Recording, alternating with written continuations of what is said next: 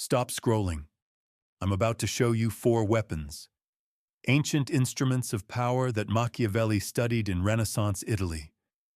Each weapon represents a different path to dominance, a different strategy for survival, a different mask you wear when everything is on the line. Weapon 1.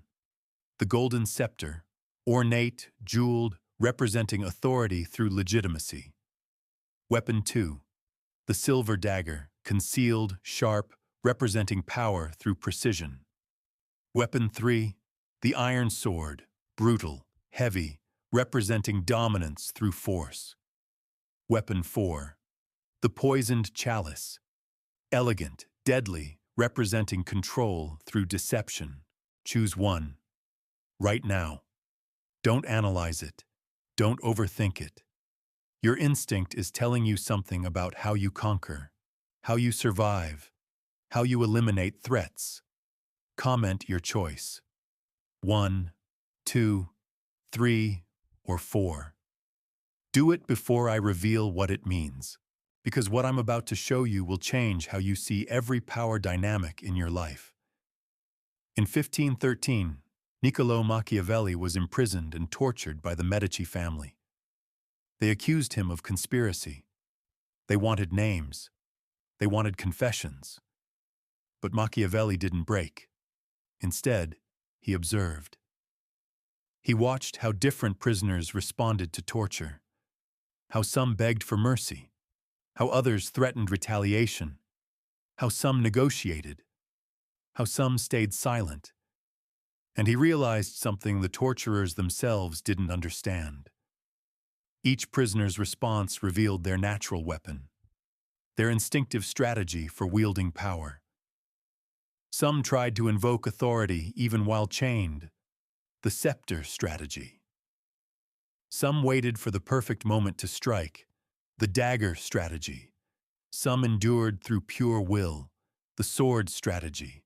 Some manipulated their interrogators with lies, the chalice strategy. After his release, Machiavelli coded these 4 weapon archetypes into the prince. He never named them explicitly, but they appear in every chapter, every case study, every strategic lesson. Today, I'm decoding his weapon system for you. Comment on your weapon choice now, because once you understand which weapon you instinctively reach for, you can never unsee how you operate. And more importantly, you'll see who's wielding your counter-weapon right now. Let me take you back to Renaissance Italy, 1502. Machiavelli was sent as a diplomatic envoy to meet Cesare Borgia, the most feared commander in Italy, the son of Pope Alexander VI, the man who conquered the Romagna through a combination of brutality, cunning, and political genius.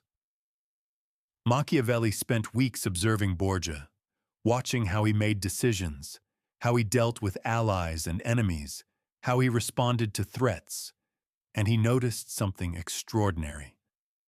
Borgia didn't use one strategy.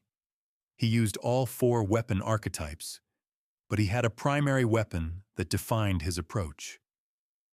When Borgia needed to consolidate power legitimately, he invoked his father's papal authority, the scepter.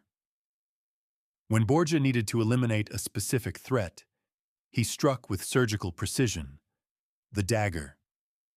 When Borgia needed to intimidate rivals, he demonstrated overwhelming military force, the sword. When Borgia needed to neutralize conspiracies, he poisoned his enemies' alliances with false information, the chalice. But his primary weapon, his instinctive default, was the dagger.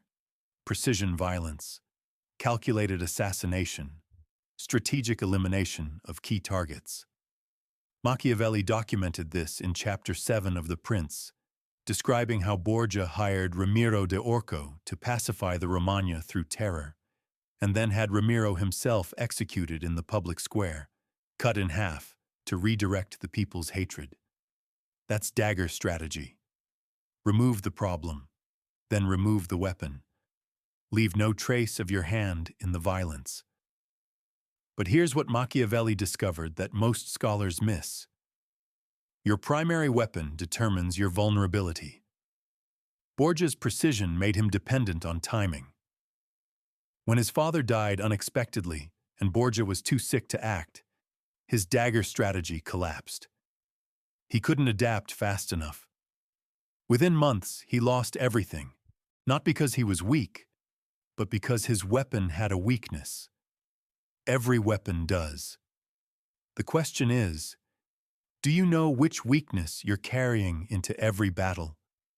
400 years after Machiavelli wrote The Prince, Carl Jung would describe archetypes as unconscious patterns that shape behavior. But Jung focused on personality, on psychology, on the self. Machiavelli focused on strategy, on power, on survival. Your weapon archetype isn't about who you are. It's about how you kill. Not literally, though sometimes literally, but metaphorically, professionally, socially, politically. How do you eliminate obstacles? How do you neutralize threats? How do you remove the people standing between you and what you want? That's your weapon, and you chose it instinctively at the start of this video. Now let me reveal what your choice means. We'll analyze each weapon, each strategy, each strength, each fatal flaw. If you chose weapon 1, pay close attention to the first section. If you chose 2, 3, or 4, stay for all of them. Because understanding all 4 weapons means you can identify which weapon your enemies are using against you right now. And once you identify their weapon, you can disarm it. Let's begin with the first archetype, Weapon 1, the Golden Scepter. If you chose the Golden Scepter, you wield power through institutional authority. You don't conquer through violence. You don't manipulate through deception. You don't hide in shadows. You legitimize yourself. Your instinct when facing a threat is to invoke structure. Rules, systems, hierarchies, organizations that grant you positional power. This isn't weakness, it's strategy. Because institutional authority is the most sustainable form of power. It outlasts individual strength. It survives personal relationships. It transfers across generations. Machiavelli wrote about the scepter archetype in Chapter 9 of The Prince, when discussing how princes can rule through the support of the people, or the support of the nobles. He who attains the principality through the favor of the nobles maintains himself with more difficulty than he who becomes prince by the favor of the people. In other words, popular authority is more stable than elite authority, but both are forms of scepter power, legitimacy through institutional backing. Pope Julius II was a scepter strategist. When Julius wanted to expand papal control over central Italy, he didn't hire mercenaries like other Renaissance leaders. He didn't poison rivals like the Borgias. He didn't negotiate like the Medici. He invoked the authority of the Church. He declared that certain territories were rightfully part of the Papal States. He excommunicated anyone who resisted. He framed his military campaigns as holy wars defending Christendom. And because he wielded the scepter, institutional religious authority, other rulers couldn't simply kill him without triggering a continent-wide crisis. The scepter protected him better than any army. In modern terms, you're the executive who always follows proper channels, the manager who documents everything, the leader who builds authority through titles, certifications, official recognition. When someone challenges you, you don't fight them personally. You invoke the system. You file the complaint. You cite the policy. You appeal to the board. You leverage your institutional position. Your strength is durability. Scepter power survives personal attacks because it's not personal. It's structural. You can be criticized, undermined, even temporarily removed, but as long as the institution remains, you can reclaim your position. But here's the fatal flaw Machiavelli identified in the scepter archetype. And this is what will destroy you if you don't adapt. Institutional authority requires institutional stability. The moment the system collapses, your weapon evaporates. Pope Julius II died in 1513. His institutional power died with him. Within a decade, Martin Luther challenged papal authority, and the Protestant Reformation shattered the Catholic Church's monopoly on religious legitimacy. The scepter only works when people still believe in the institution it represents. Machiavelli himself was a scepter strategist in his early career. He served as second chancellor of the Republic of Florence. His authority came from his institutional position. When the Medici family returned to power in 1512 and dissolved the Republican government, Machiavelli's scepter disintegrated instantly. All his authority, all his access, all his influence, gone. Because it was never personal. It was always positional. And when the position disappeared, so did he. They tortured him not because he was dangerous, but because his position made him suspect. And once they confirmed he had no personal power base, they released him into exile. If you are a scepter wielder, your survival depends on building personal power alongside institutional authority. Don't just hold the position. Make yourself indispensable beyond the position. Don't just follow the system. Become the person who understands the system better than anyone else, so that even if your title changes, your expertise remains valuable. Machiavelli's corrective strategy appears in Chapter 6. It must be remembered that there is nothing more difficult to plan, more doubtful of success, nor more dangerous to manage than a new system.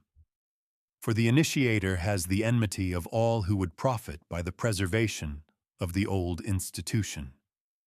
Translation: if you're going to rely on institutions, you must either control the institution or be prepared to build a new one when the old one fails. The scepter is powerful, but it's only as powerful as the throne it represents. Make sure you have a second weapon hidden beneath your robes. If you chose weapon 1, if you instinctively gravitated toward institutional authority, toward legitimate power, toward structural dominance, then comment below. I wield the scepter. Claim your weapon. Because understanding that you fight through systems means you can weaponize bureaucracy instead of becoming its victim. Weapon 2. The Silver Dagger. If you chose the Silver Dagger, you wield power through precision elimination. You don't build institutions. You don't command armies. You don't manipulate masses. You identify the critical target, and you remove it. Your instinct when facing a threat is surgical. You don't fight the entire organization. You don't challenge the whole system. You find the one person, the one relationship, the one decision point that holds everything together, and you cut it. This is the weapon of assassins. Not literal assassins, though sometimes literal assassins, but strategic assassins. People who understand that complex systems have single points of failure. Remove the right person at the right moment, and empires collapse. Machiavelli documented dagger strategy most explicitly in Chapter 7 of The Prince, describing Cesare Borgia's method of consolidating the Romagna. He placed Ramiro de Orco, a swift and cruel man, in command with the fullest power. In a short time, Ramiro reduced the province to peace and unity with the greatest success. Then the Duke, judging such excessive authority to be no longer necessary, established a civil court in the center of the province with an excellent president. And one morning, Ramiro's body was found cut in two in the piazza, with a piece of wood and a bloody knife beside him. This is pure dagger strategy. Borgia used Ramiro to pacify the region through terror, then killed Ramiro to eliminate the source of the people's hatred. One precise cut that solved multiple problems simultaneously. The angry citizens had their scapegoat. Borgia appeared merciful by removing the tyrant, and no one could trace the execution order back to Borgia himself. One target, one blade, total strategic transformation. In Renaissance Italy, the dagger wasn't just a weapon. It was a political statement. Poisoned blades, hidden assassins, bodies found in the Tiber. The Pazzi conspiracy of 1478 was a dagger operation. The plan? Kill Lorenzo de' Medici and his brother Giuliano during Easter Mass in Florence Cathedral. With both Medici brothers dead, the Pazzi family could seize control of Florence. The assassination was meticulously planned. Trained killers positioned throughout the cathedral. Weapons concealed beneath robes. The attack synchronized to occur during the most sacred moment of the Mass, when no one would expect violence. They killed Giuliano. 19 stab wounds. He died instantly. But Lorenzo survived. He escaped through the sacristy with only minor injuries. And because the dagger strategy failed to eliminate the primary target, the entire conspiracy collapsed. Within hours, the Pazzi family was destroyed, their properties confiscated, their members executed, their name erased from Florentine politics. That's the dagger's weakness. Precision requires perfect execution. One mistake, one survival, one miscalculation, and the entire strategy fails. In modern terms, you're the executive who fires the one problematic director whose removal fixes the entire department. The lawyer who targets the single precedent case that undermines the opposition's argument. The entrepreneur who acquires the one key employee from a competitor, crippling their advantage. You don't fight big battles. You fight small battles that have disproportionate consequences. Your strength is efficiency. While others are mobilizing armies and building coalitions, you've already solved the problem with one decisive action. But here's the fatal flaw. Machiavelli identified in the dagger archetype. Precision creates predictability. Once people recognize you as a dagger strategist, they defend their critical targets obsessively. Cesare Borgia's downfall began when his enemies started protecting themselves specifically against dagger attacks. They traveled with bodyguards. They tested their food. They trusted no one. Borgia's weapon became useless the moment it became recognized. If you are a dagger wielder, your survival depends on tactical unpredictability. You cannot always use the same weapon.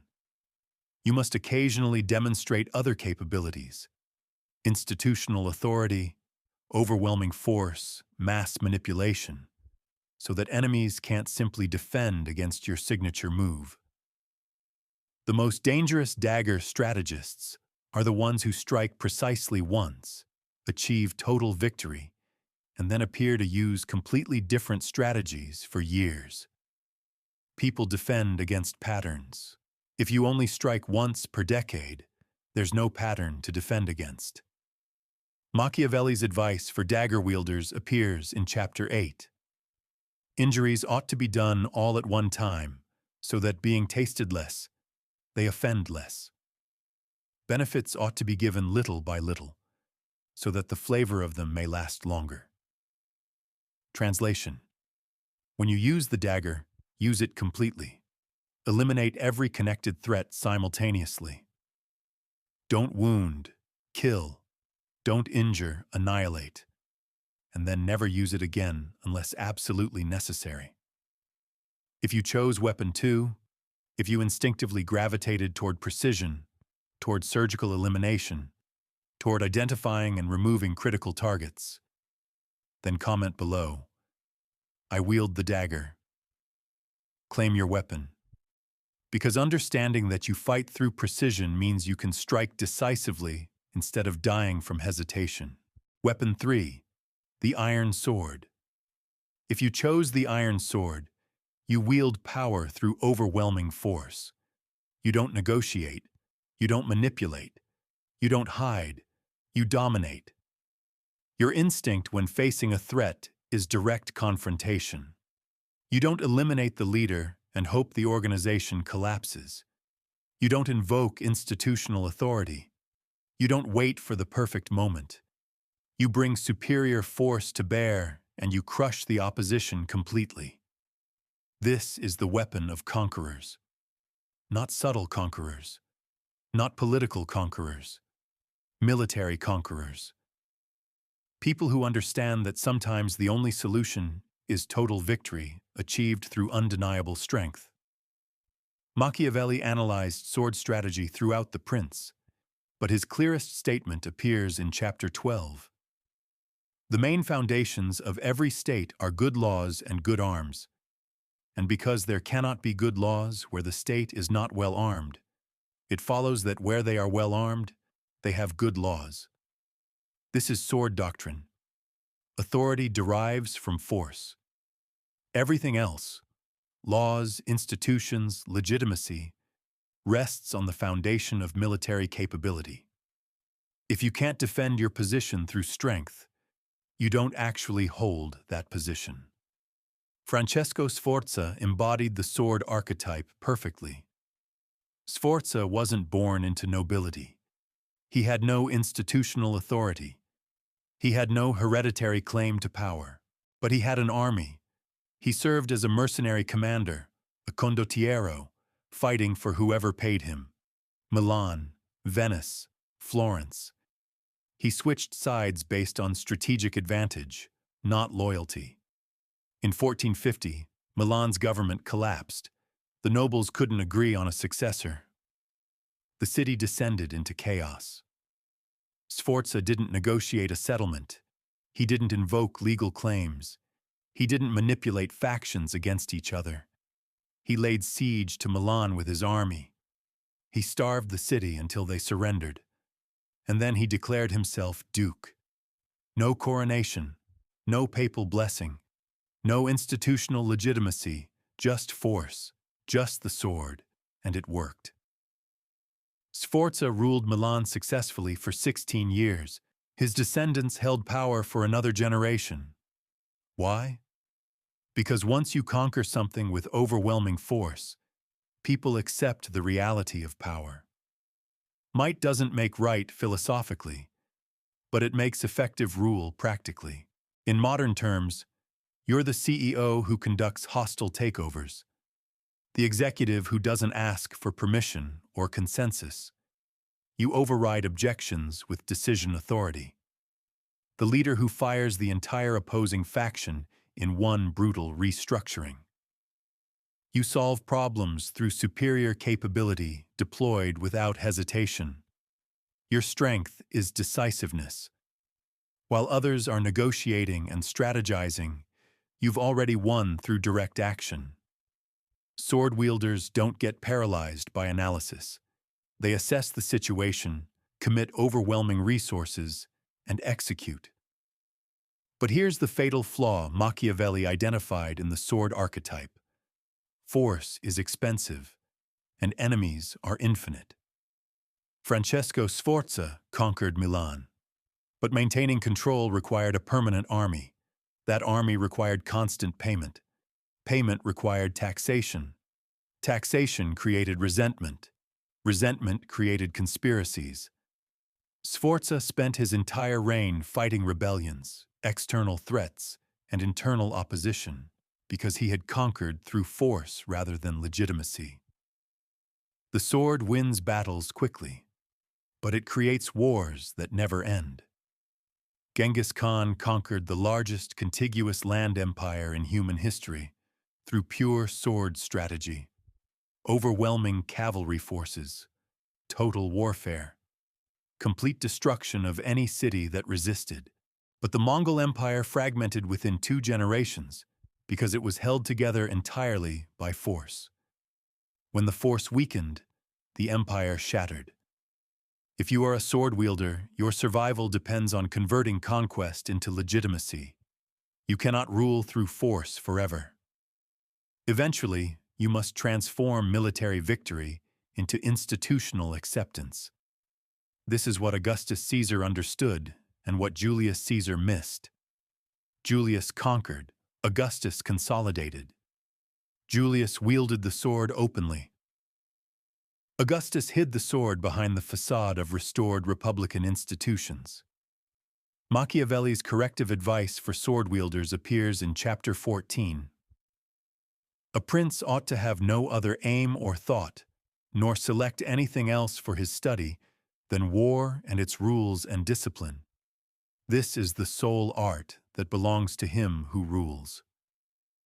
But then, critically, in Chapter 19, a prince must avoid those things which make him hated and despised. When he has avoided this, he has fulfilled his part. Translation: maintain the capacity for overwhelming force. Be known for that capacity. But don't deploy it constantly. The most effective sword wielders are the ones who demonstrate their capability decisively once, and then rarely need to use it again because everyone remembers what happened last time. If you chose Weapon 3, if you instinctively gravitated toward direct confrontation, toward overwhelming strength, toward crushing opposition through superior force, then comment below, "I wield the sword." Claim your weapon. Because understanding that you fight through power means you can demonstrate strength without exhausting it. Weapon 4, the Poisoned Chalice. If you chose the Poisoned Chalice, you wield power through strategic deception. You don't command armies. You don't build institutions. You don't assassinate key targets. You corrupt systems from within. Your instinct when facing a threat is to make the threat destroy itself. You don't attack directly. You don't need to. You poison the relationships, the information, the trust that holds your enemy's position together, and then you watch them collapse without ever revealing your hand.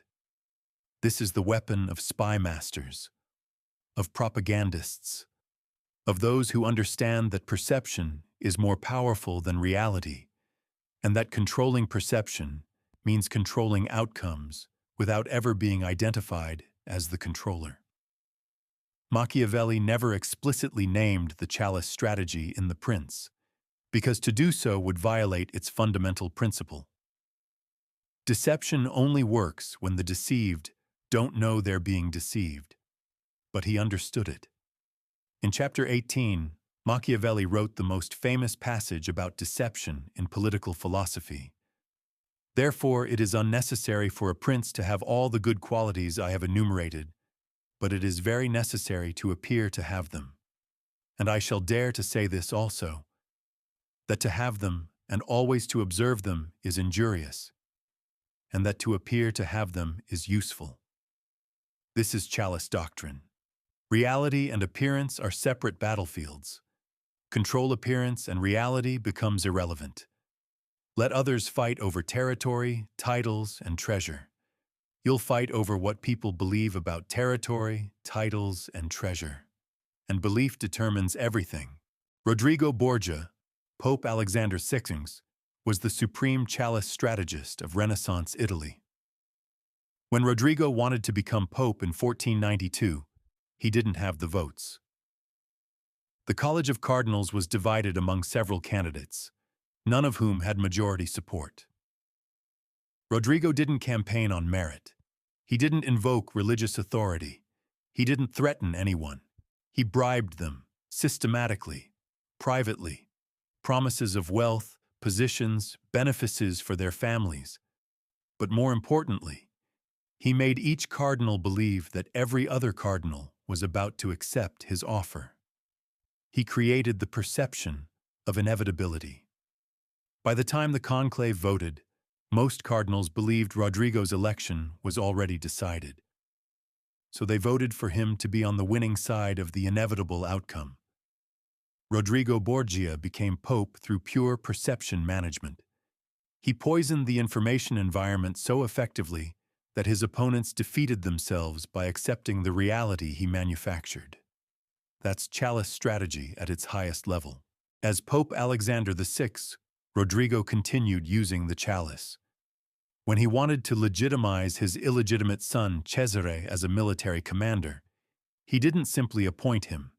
He created an elaborate fiction about Cesare's qualifications, forged documents, strategic rumors, carefully staged military victories against negligible opponents.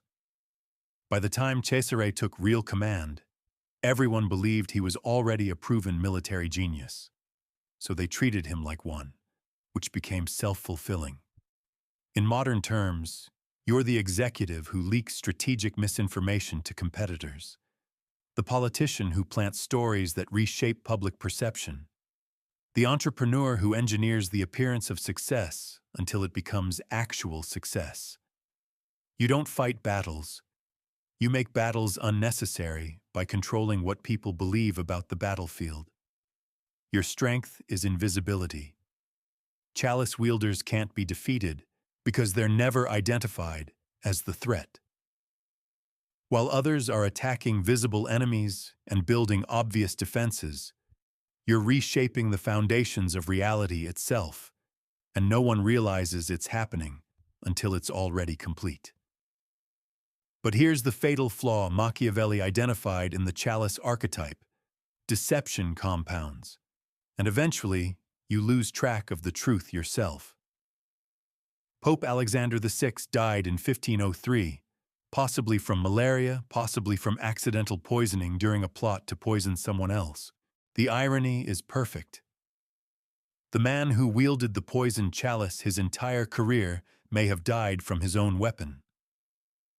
Cesare Borgia, who inherited his father's chalice strategy, collapsed immediately after Alexander's death. Why? Because Cesare's entire power base was built on manufactured perception. Without his father's institutional position and deception apparatus, the illusion evaporated. Within months, every lie was exposed, every false alliance revealed, every fabricated victory acknowledged as staged. Cesare went from master of Italy to imprisoned exile, because his power was never real. It was always perception, and perception without foundation is just postponed failure. If you are a chalice wielder, your survival depends on anchoring deception to reality. You cannot build an empire entirely on lies. Eventually, the structure must have some genuine foundation, real capability, real relationships, real value. The most dangerous chalice strategists are the ones who use deception tactically, not existentially. They lie about specific things to achieve specific advantages, but their core position rests on something true. Because when everything is false, the first person to expose any lie brings down the entire house of cards. Machiavelli's warning to chalice wielders appears in chapter 18. Everyone sees what you appear to be. Few experience what you really are.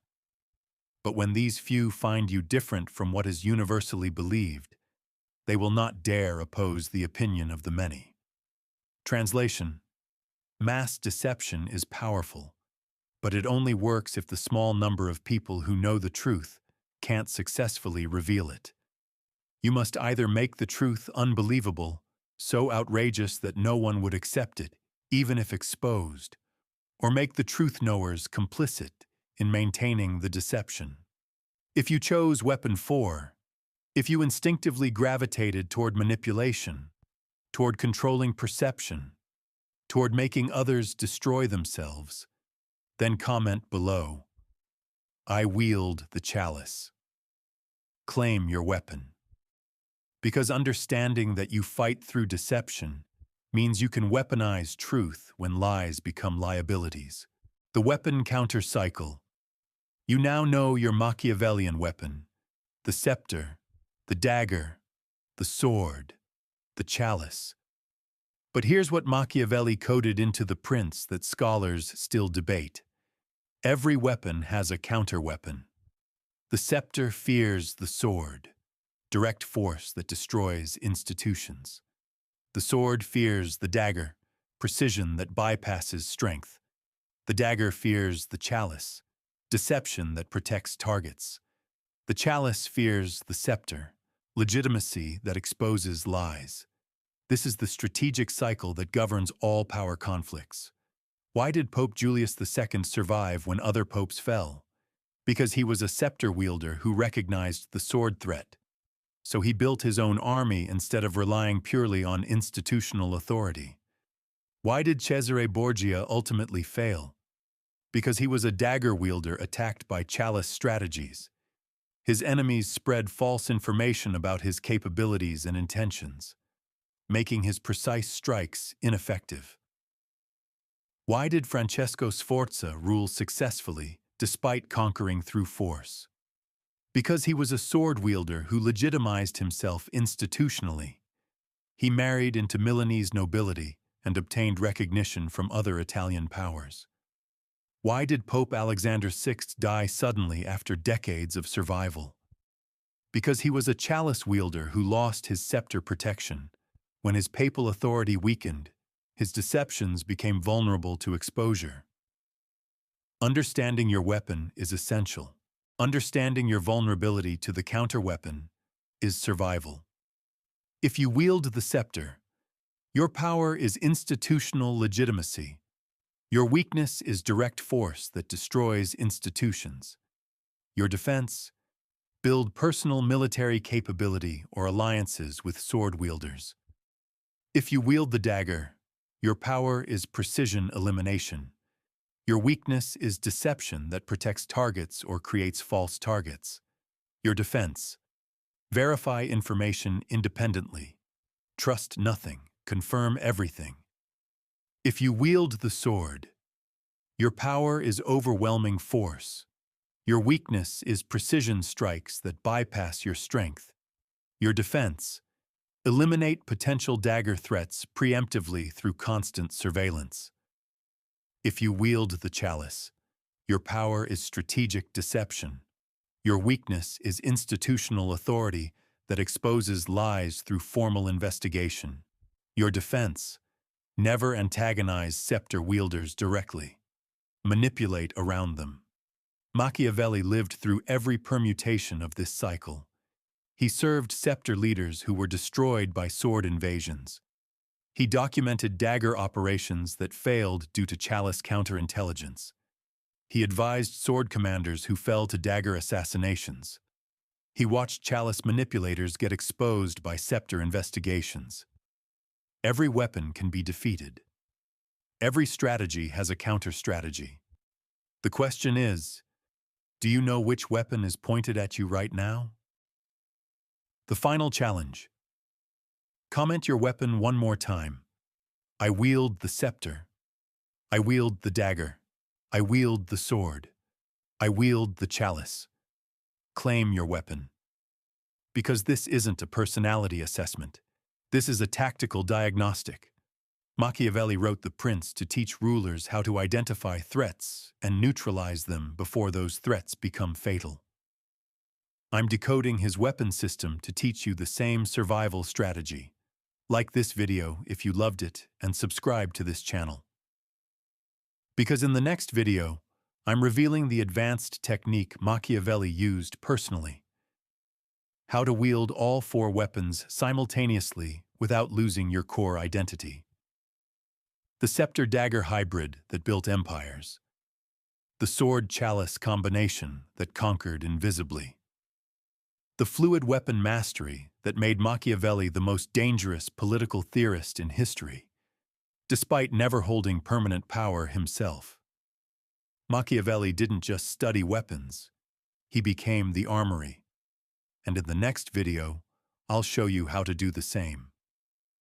Until then, study your weapon, identify your counter-weapon, and remember, in the game of power, the weapon you choose determines whether you conquer or die. Everyone sees what you appear to be. Few experience what you really are. Choose your appearance carefully, because appearance is a weapon too. I'll see you in the next revelation.